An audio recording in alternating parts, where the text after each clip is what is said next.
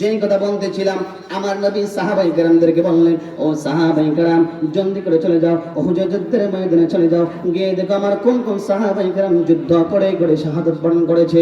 ওই সাহাবীদের লাশ, শহীদদের লাশ একটা একটা করে গনে গনে সকল লাশ তোমরা একত্রিত করো। আল্লাহু আকবার।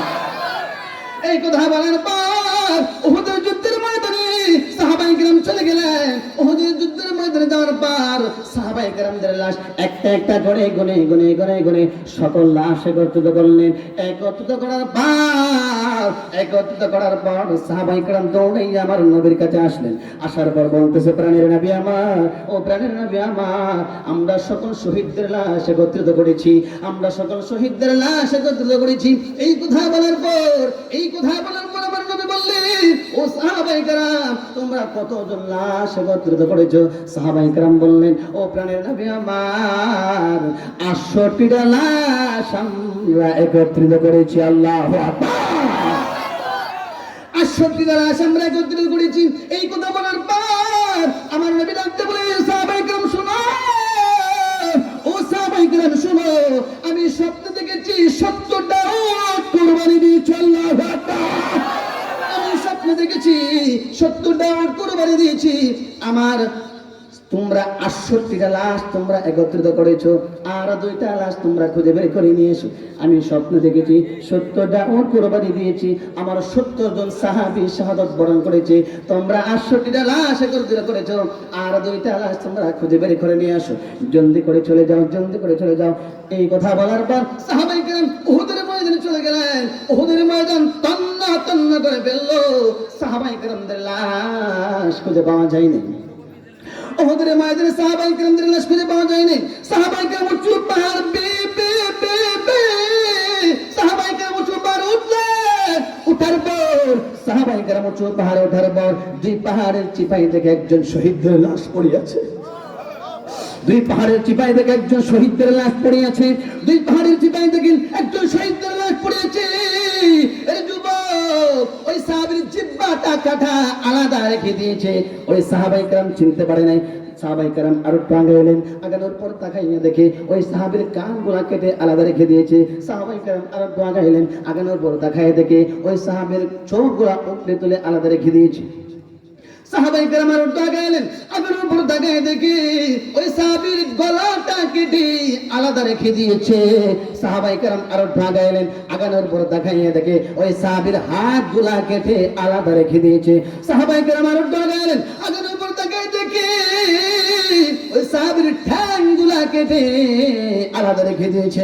সাহাবায়ে কেরাম আরো আগাইলেন, আগানোর পর তাকাইয়া দেখে ওই সাহাবীর বুকটা ছিঁড়ে নারী বুড়ি টান দিয়া ছিঁড়ে ছিঁড়ে ছিঁড়ে ছিঁড়ে আলাদা রেখে দিয়েছে। সাহাবায়ে কেরাম আরো আগাইলেন, আগানোর পর তাকাইয়া দেখে কোন বাদবাকির ওই সাহাবীর পলিটাটা চাপাইয়া চাপাইয়া আলাদা রেখে দিয়েছে। সাহাবায়ে কেরাম আরো আগাইলেন, আগানোর পর তাকাইয়া দেখে ওই সাহাবীর পুরো সঙ্গটাও কেটে আলাদা রেখে দিয়েছেন। ওই সাহাবীর লাশটাকে 70টা টুকরা করেছেন। ওই সাহাবীর লাশটাকে 70টা টুকরা করেছেন। সাহাবায়ে কেরাম চিনতে পারে নাই।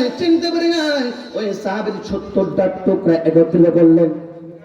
ওই সাহাবীর 70টা টুকরা একত্রিত করার পর সাহাবায়ে কেরাম কান্না করে করে করে করে আমার নবীর দরবারে আসলেন। আসার পর আমার নবীকে সালাম দিলেন। সালাম দিয়ে বলতেছেন, প্রাণের নবী আমার, ও প্রাণের নবী আমার, একজন শহীদের লাশ পেয়েছি নবী, কিন্তু চিনার কোনো উপায় নাই। ও নবী আমার, আপনি একটু যাইতেন, গিয়া দেখেন চিনতে পারেন কিনা। ও প্রাণের নবী আমার, ওই সাহাবীর লাশটাকে 70টা টুকরা করেছে। ও নবী, আপনি যদি একটু যাইতেন, গিয়া দেখেন চিনতে পারেন কিনা। এই কথা বলার পর আমার নবী ওদের ময়দানে দৌড়াইয়া উঁচু বার উঠিয়া আমার নবী সাহাবায়ে কেরামদের লাশটার দিকে তাকাইয়া, ওই সাহাবীর লাশের দিকে তাকাইয়া আমার নবী আর চোখের পানি ধরে রাখতে পারে। আমার নবী আর চোখের পানি ধরে রাখতে পারে না। নবী আমার কাঁদে আর বলে, আল্লাহ কি করলাম, আমি আর সহ্য করতে পারতেছি না। আমার নবী কোনো কথা বলে না। নবী ছোট্ট বাচ্চাদের মতো হাউমাউ করে কান্না শুরু করে দিয়েছে। সাহাবায়ে কেরামদেরকে জিজ্ঞাসা করলেন, ও সাহাবায়ে কেরাম, তোমরা কি চিনতে পারো না এটা কার লাশ?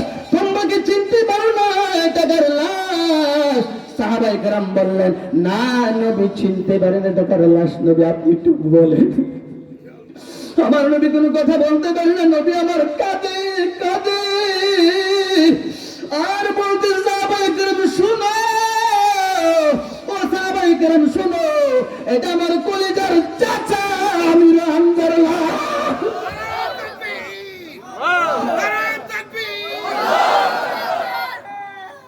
এটা আমার কলিজার চাচা আমির হামজার লাশ।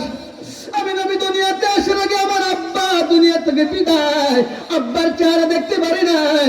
6 বছর বয়সে আমার মা আমেনাকে হারাইছি। আমার মতো ইতিম আর এই পৃথিবীতে কেউ নাই। আমার চাচা আমির হামজাকে আমি আব্বা বলে ডাকতাম। আমার চাচা আমির হামজাকে আমি আব্বা বলে ডাকতাম। সন্তানের মতো আমাকে লালন পালন করেছে। আমি আব্বাকে পাই না, আমি আব্বা বলে ডাকতাম। আমার নবী কান্না করে করে বলে, যেই বদমাশ আমার চাচা আমির হামজাকে 70টা টুকরা করেছে, ওই বদমাশকে যদি আমি কোনো সময় পাই, আমিও তাকে 70টা টুকরা করব। আমিও তাকে 70টা টুকরা করব। আমার নবী সহ্য করতে পারি না। কিছুদিন যাওয়ার পর যে বদমাশ 70টা টুকরা করেছে, তার নাম হলো ওয়াহশী। তার নাম হলো ওয়াহশী। সে আমার নবীর হাত ধরে কালিমা পড়ে মুসলমান হয়ে গেছে। আল্লাহু আকবার। কালিমা পড়ে মুসলমান হয়ে গেছে। আর আমার নবী বলতেছে, এরে ওয়াহশী, তুই আমার চাচা আমির হামজাকে 70টা টুকরা করেছি। আমি কসম করেছিলাম যে বদমাশ আমার চাচা আমির হামজাকে 70টা টুকরা করেছে, আমিও তাকে পাইলে তাকে 70টা টুকরা করব। যেহেতু তুমি আমার হাত ধরে কালিমা পড়ে মুসলমান হয়ে গেলা, যাও যাও যাও, আমি নবী তোমাকে মাফ করে দিলাম। সুবহানাল্লাহ। আমি নবী তোমাকে মাফ করে দিলাম। শুধু আমি একা মাফ করে না, আল্লাহ তোমাকে মাফ করে দিয়েছে। আল্লাহু আকবার। আল্লাহ তোমাকে মাফ করে দিয়েছি।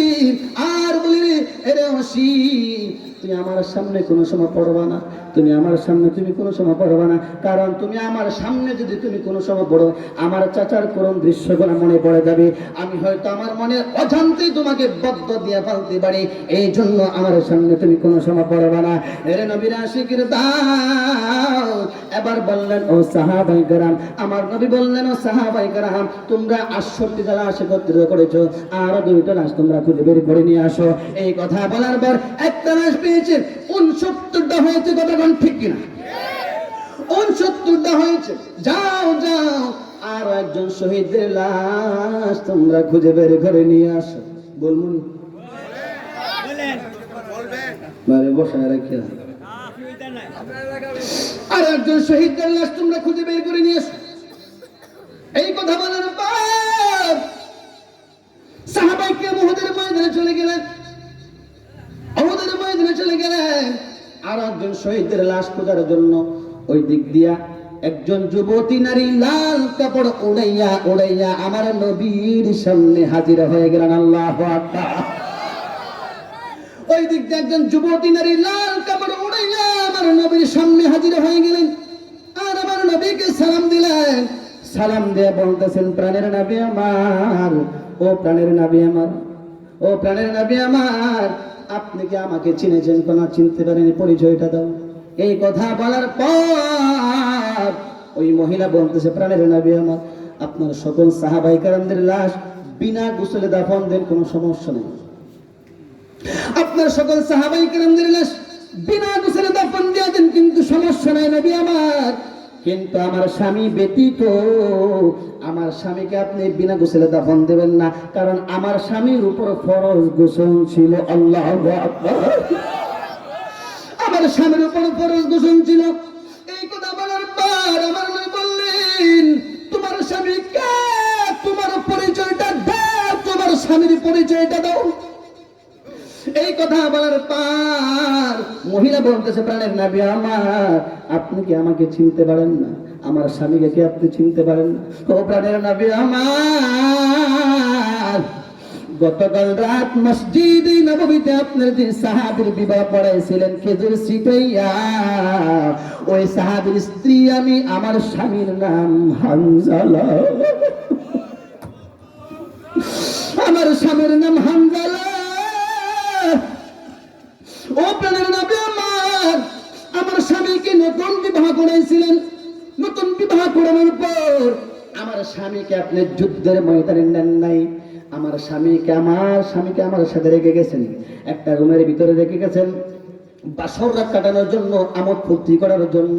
আপনি যুদ্ধের ময়দানে নাই, আমার স্বামীকে রেখে গেছেন আমার ঘরে আমার সাথে আমোদ ফুর্তি করার জন্য, বাসর ঘর করার জন্য। এই কথা বলে আপনি চলে গেলেন। চলে যাওয়ার পর হঠাৎ করে ঘুম থেকে উঠার পর আমার স্বামী যখন বাহিরে বের হইলেন, বাহিরে বের হওয়ার পর কানে আওয়াজ চলে আসছে, কতদিলা মুহাম্মদ, নবী আমার উহুদের ময়দানে জিন্দা নাই, কাফেররা আমার নবীকে মেরে ফেলছে।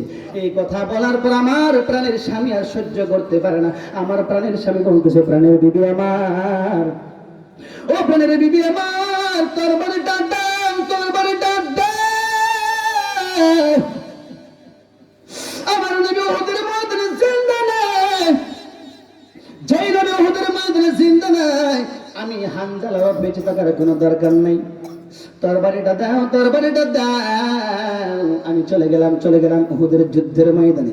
আমার জন্য কোনো টেনশন করবে না, কোনো চিন্তা করবে না, কোনো পেরেশানি করবে না। আমি যদি শহীদ হয়ে যাই, তোমার সাথে দেখা হবে আমার জান্নাতের ময়দানে। আল্লাহু আকবার। এই কথা বলার পর আমি বলেছি, প্রাণের স্বামী আমার, ও প্রাণের স্বামী আমার, আমি এক বালতি পানি পড়ে দিই, আমি এক বালতি পানি পড়ে দিই, আপনি গোসল করে পাক পবিত্র হইয়া যুদ্ধের ময়দানে চলে যান। এই কথা বলার পর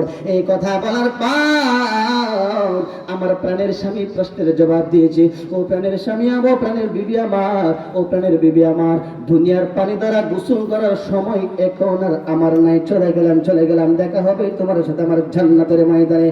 এই কথা বলে আমার প্রাণের স্বামী নাপাক অবস্থায় যুদ্ধের ময়দানে শহীদ হয়ে গিয়েছে।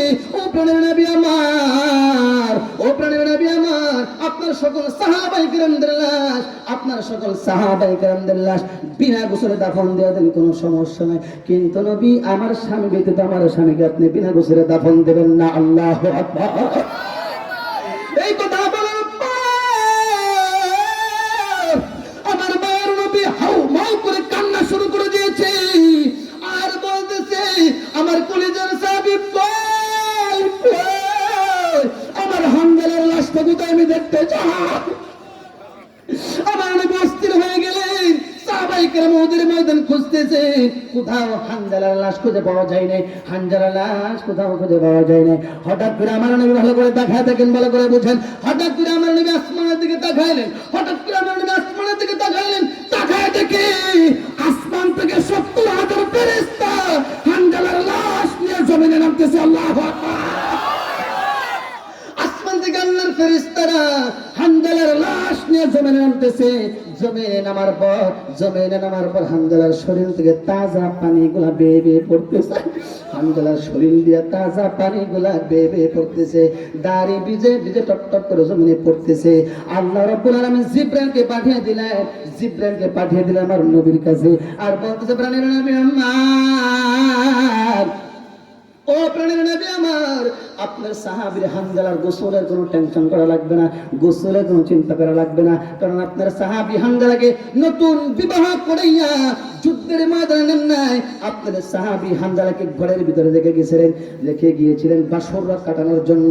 আপনার সাহাবী হানজালা যখন বাসর ঘর কাটানোর জন্য আপনি ঘরে রেখে গিয়েছিলেন, আপনি যুদ্ধের ময়দানে চলে গিয়েছিলেন, হঠাৎ করে আপনার সাহাবী হানজালা ঘর থেকে বের হয়ে শুনে আপনি নবী উহুদের ময়দানে নাই।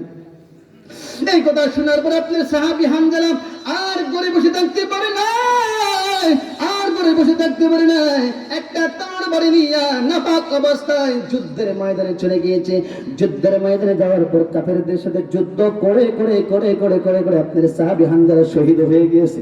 শহীদ হওয়ার পর আল্লাহ রাব্বুল আলামিন হানজালার লাশটাকে আসমানে উঠাইলেন। আসমানে উঠাইয়া তারপরে জান্নাতের পানি দিয়া গোসল করাইয়া পাক পবিত্র বানাইয়া এই জমিনে পাঠাইয়া দিয়েছে। আল্লাহু আকবার।